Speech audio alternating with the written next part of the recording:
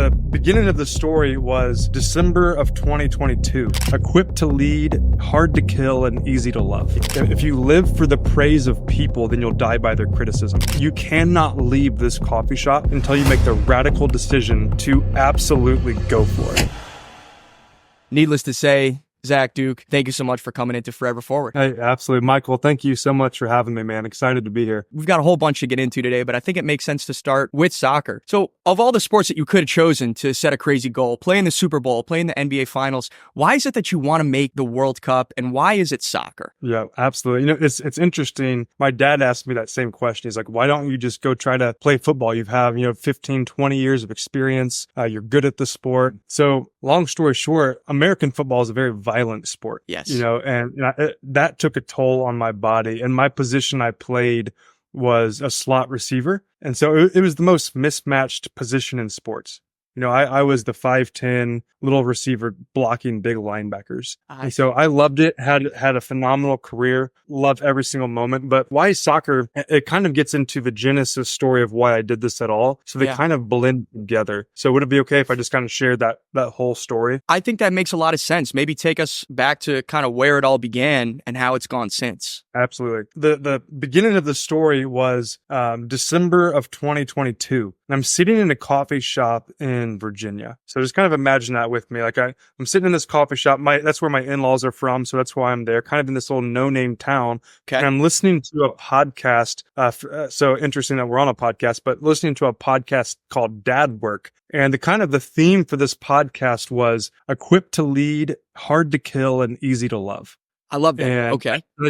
I just love that. And the episode was on dads who have accepted the status quo. And it was just going in on why have you accepted the dad bod? Why have you accepted the status quo? Do you have a wife that is respecting you and looks up to your vision and your leadership? Do you have kids that are aspiring after the major quest that you're going after in your life? Or have you just settled? And so I'm sitting there 30 pounds overweight. Honestly, a lot of just hard stuff in my life at the time, like despair, some depression. And if I could boil it down to one thing, I would feel like, man, it's too late for me. It's too late to be a good husband. It's too late to be a good father. It's too late to be at my peak performance mentally, emotionally, physically. And so I'm sitting there kind of in this self-pity moment. And this resolve came up in my spirit that was like, you cannot leave this coffee shop until you make the radical decision to absolutely go for it at the most crazy radical way possible. And so in that moment, I thought, man, what would bring that fire out in me? And I remembered sports brought the best out of me from both a time management, mental clarity, giving it my all, just the fire and the zeal that I carry. But then I thought, man, I can't do American football any longer. Too short and white to play basketball.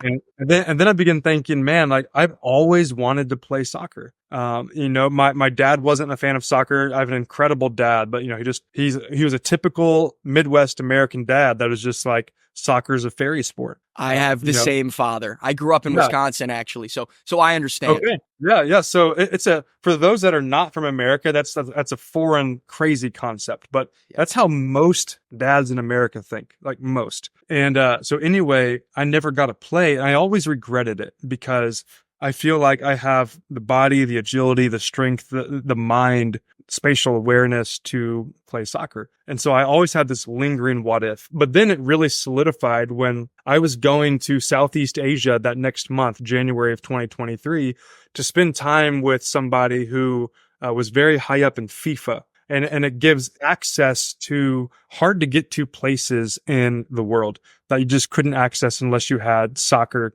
relational capital. And then I was like, man, the World Cup is coming here in 2026. Copa America is coming here. Soccer from a both demographic, economical, every category you can think of is hockey sticking in America. Yep. And so if you want access and relationships in every single place on earth, you play soccer. And so that's where I'm like, okay, I'm going to play soccer. The next step of that was what would motivate me. Like being a Sunday league player would be fun, but it's not going to motivate me to push to the absolute limits of every ability, mentally, physically, emotionally, spiritually. Semi-pro, still not going to make me wake up at 4 a.m. every morning to push my butt. But now when we're talking pro and World Cup, okay, I can think like that. I can train like that. I can eat like that. I can sleep like that. Yeah. And so I knew if I wanted to push myself to the absolute limit, I needed to go for the highest goal. And I honestly, I felt a compelling from the Lord to do that. The Lord never told me you're going to make it. You're going to achieve this. All I felt from him was saying, jump, do it. Just do this. Just Do put it. one foot in front of the other and go all in. Yep. And so there was that resolve from moment number one. I'm absolutely doing this and I'm not looking back. And I'm like, some of the feedback I get is like, you're so arrogant. You think that you can just come in and do this. Like for me, it was the opposite. I knew how much I sucked. I knew it. Okay. I knew how humiliating it was going to be. And from moment number one, it was embrace the humiliation. Interesting.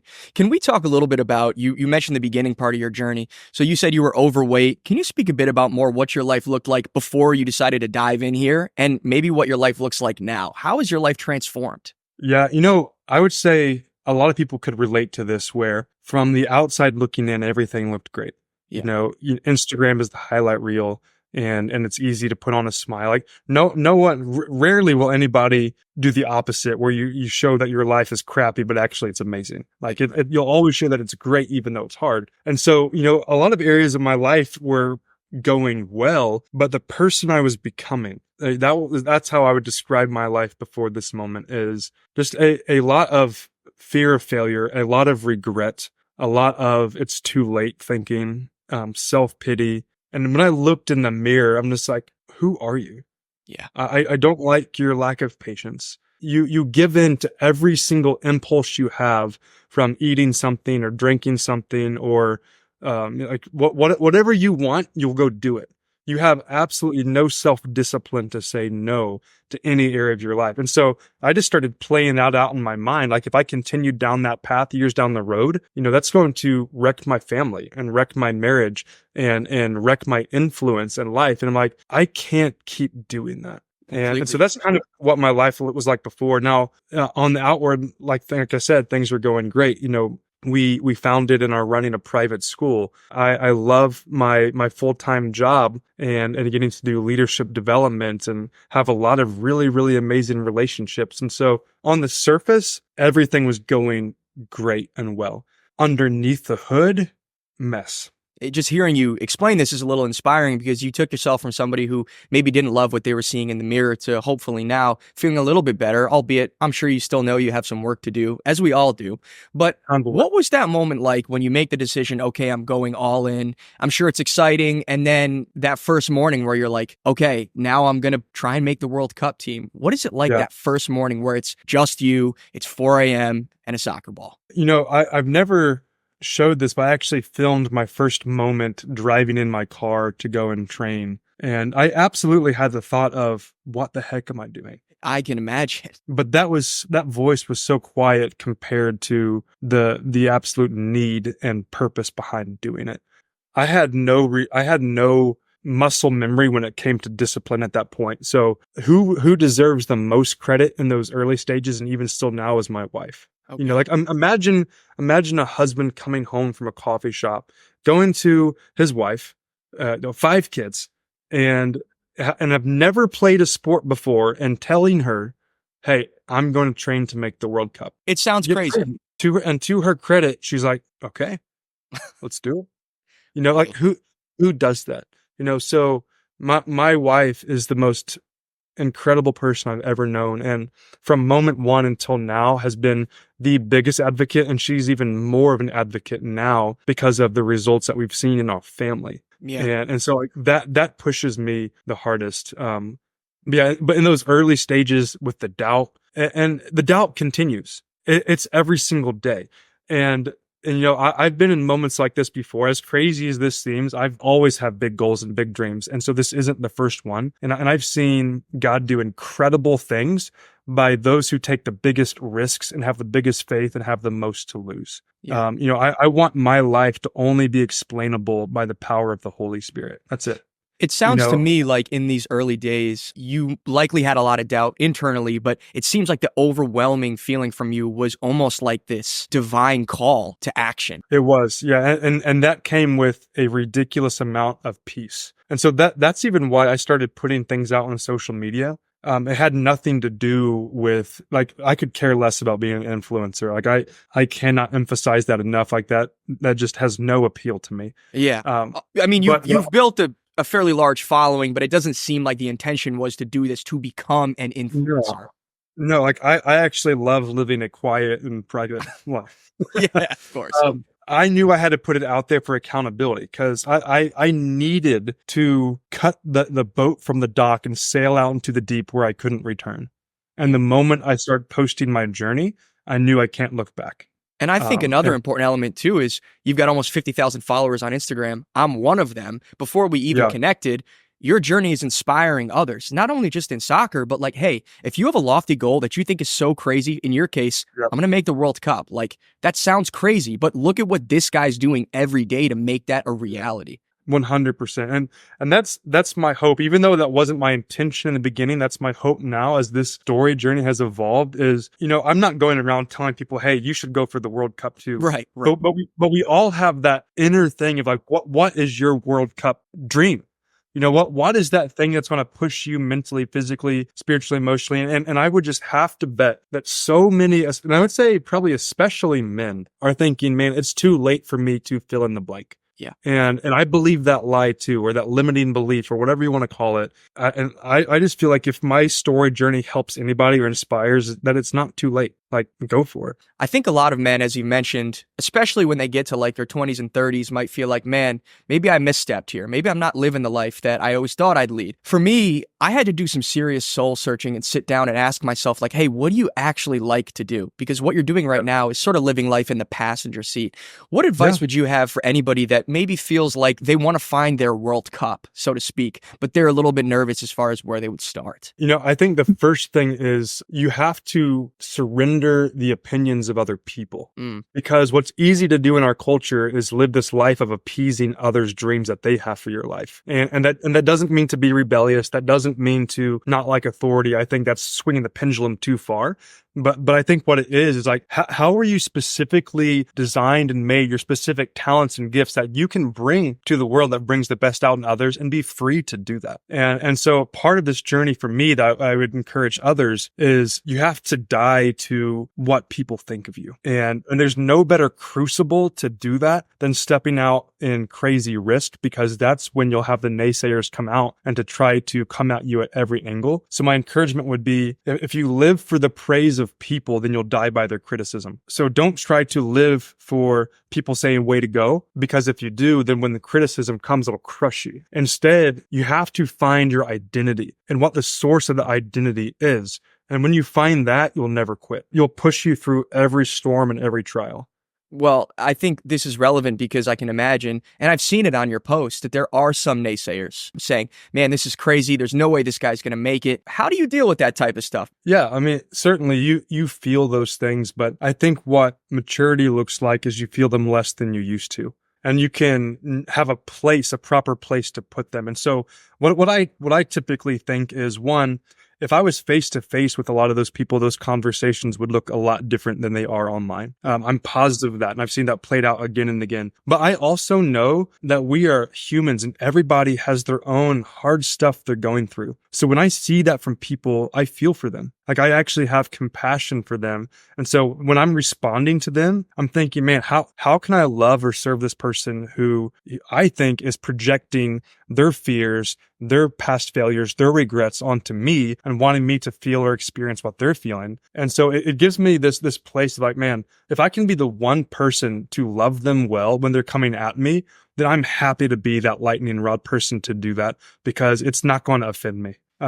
Something I've really tried to cultivate. I would say since 2015, I've tried to cultivate what's been called the unoffendable heart. In a world that is so quickly offended, I realized that taking offense for me is my choice. And so I don't have to do that. I can be free of that, and I can choose, no matter what comes at me, to give love and kindness in return. So, I think it's a great sharpening opportunity to do that. It's interesting you mentioned that. I recently learned about something called Stoicism, and I'm not saying what you're saying is exactly a Stoic philosophy, but this idea of being in control of your mind and not being completely beholden to your impulses and being able to react with rational behavior, I think is something that we all could learn a bit from. Absolutely. Yeah. I think there's a lot of good good elements within Stoicism. And I think that's one of just even taking ownership and responsibility. Yeah, that too, And, being accountable. because we become manipulatable people when we are controlled by what others think or do or say about us. Yeah. And that's not fair to us to do that. And so we can release that to other people and take, like, I can't control what others say, but I can control my response to that. So I try to focus all of my time and energy on my responses and not what's coming at me. One area that I'm really interested in touching on is your faith and your family, because as important as soccer is to you, I think family and faith are also very important. Your handle is World Cup Dad, after all, not just World Cup player. Can you talk a little bit about what this journey means for your family? Yeah, honestly, that is the foundation of all of it. Like, you're exactly right. I was very intentional in naming this journey World Cup Dad and not World Cup Dude. Yeah. You Yeah. know? Because this journey from the beginning is not about me. It's about how can I equip and love and serve my family. I think constantly about what will my family look like when I'm a grandpa? Will they be better? Will they be equipped? Will they be loved? And so I realized that I need to take that step now to be present with my family. So one thing that I have done, and my wife can attest to this, that this crazy dream has actually allowed me to be more present with my family, have more mental clarity to give them when I'm with them, to be fully present, mind, spirit, body with them. And also with soccer, my kids are at an age where they love playing. So oftentimes after dinner, it's a way that we as a family spend time together, and it's good for me. Like, I got four little, knockers trying to steal the ball from me as we're playing out in the grass. And so it's great, trying to just work on close control and ball control. At the same time, I'm spending time with my kids. Yeah. And so my kids have loved the journey. My wife has loved the journey. And I would say the number one thing it's helped me to do is my time management. It's so interesting because as you get so busy, it feels like you've actually found pockets of being fully present in areas where maybe you previously weren't able to be fully present. Yeah. I would say it forces intentionality. Yeah. And, and so I have a mapped out day every day, what time I get up, what time I go to bed, and everything in between. And that doesn't mean my day is packed from 4 to 8 p.m. It is like I have margin actually scheduled. I have spontaneity actually scheduled. And we need those times. We need those margins. Like our entire Saturday, I take the entire day off to be with family. It's just a rhythm and a practice that we do as a family just to make sure that they get the best of their father. And my wife, the best of her husband. And so we have a family mission. One of our mottos is, as family we go. This isn't Dad's journey. World Cup Dad is our family's journey, and we're doing it together. And they feel that way. My kids absolutely feel that this journey is their journey. If you want to know what would make me quit this journey, it's if it puts my family on the back burner. I'd be done tomorrow. It's also interesting how you say you've scheduled your days fully out. I could probably do a better job at that because at times I feel like I'm kind of just floating in the wind. Wherever my day takes me, I go. Can you just talk a little bit about what your daily schedule actually looks like? Absolutely. So I'll tell you the generic schedule of what most days look like. Of course, there's exceptions to that, like when there's games or travel and such. But when I'm home on a normal week, I'll get up at 4 a.m. every morning without fail. I have a very meticulous rhythm now that I love. So I'll wake up at 4 a.m.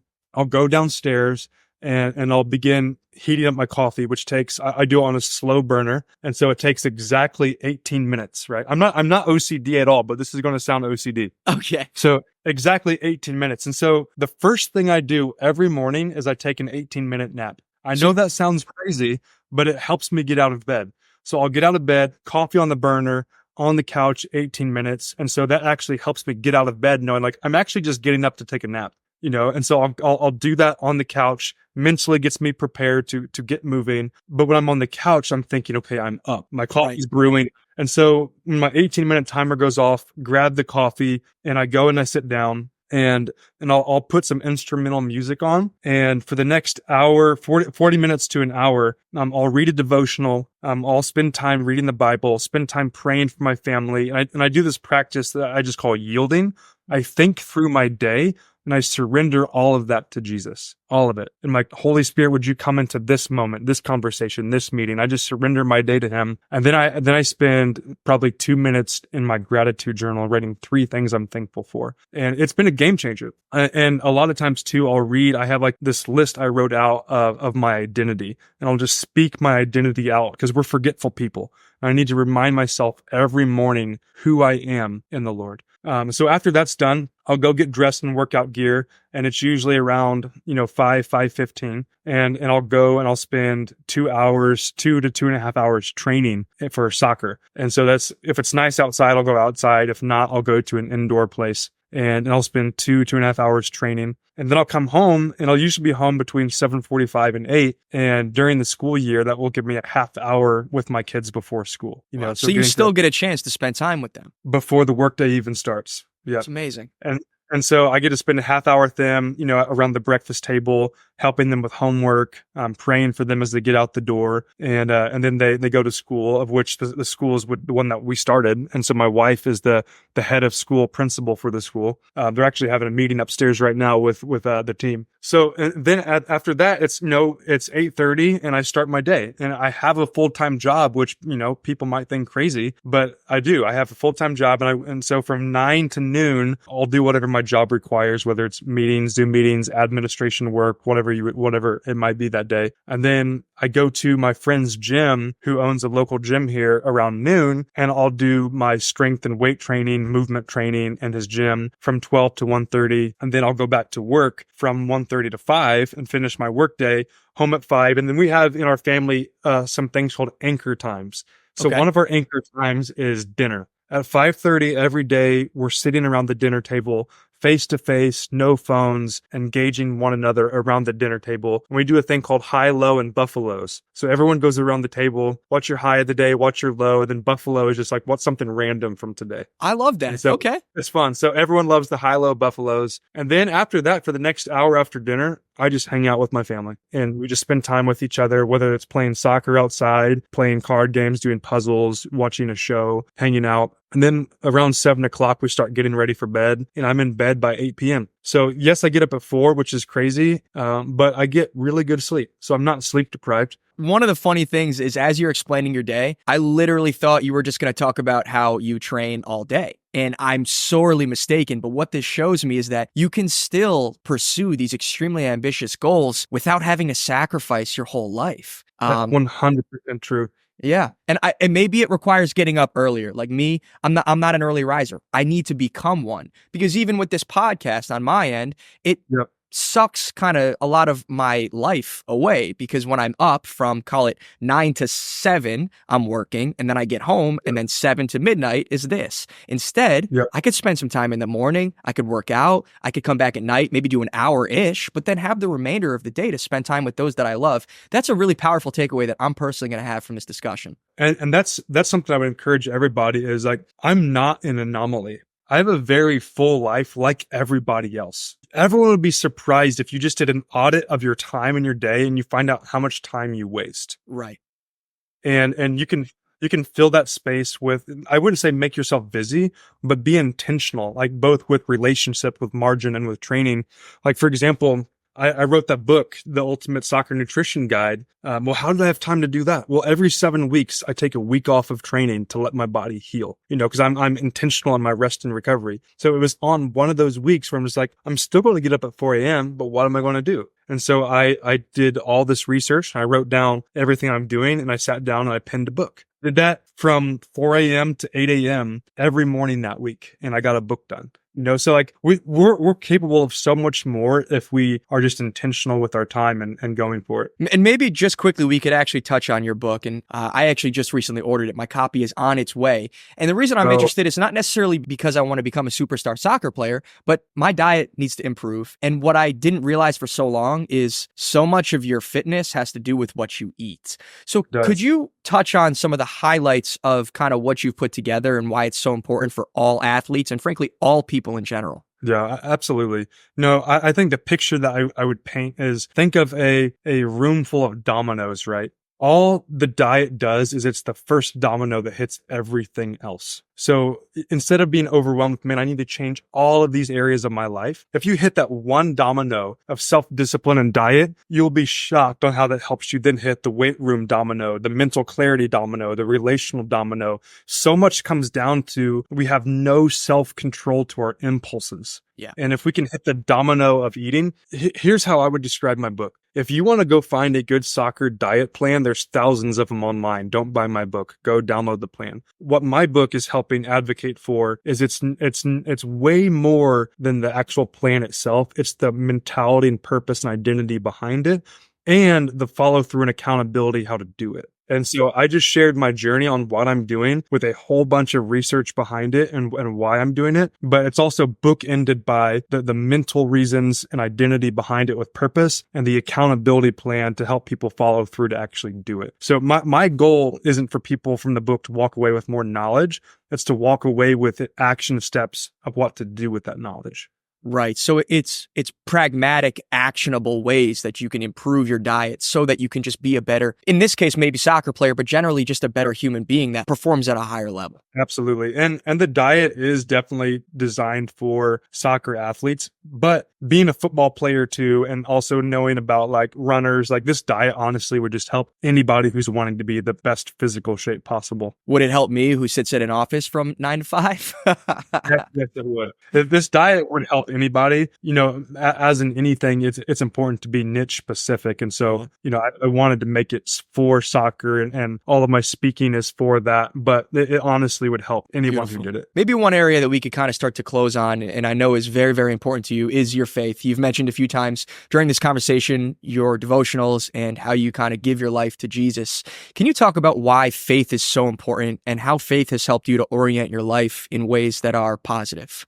Absolutely. Yeah. And I'm sure that people listening might not be, followers of Jesus, and that's totally okay. There's still so many things that you can glean from this as principles are concerned. But I can't talk about my life and my story without talking about its foundation and the source of my identity. And so not only was I raised in a Christian home, but I've been to 42 different countries, and I've experienced and I've wrestled through every major religion and even sect religions you could think of, because one thing that drives me more than anything is what is truth. Me too. Me too. Not what am I biased towards, not how was I raised, but what is true? Why am I here? What is purpose? What is, coming in the life after this? And I'm so driven to know what is real and to know what is true. And I remember I was with a friend of mine when I was living in India. I said, man, how are so many people here finding Jesus? And he said something profound to me. He said, anyone who wants truth more than they want their own way always find Jesus. And that has just stuck with me. Like if you pursue truth, you will eventually find your way at Jesus. It's just so interesting you say that, and I hate to cut you off, but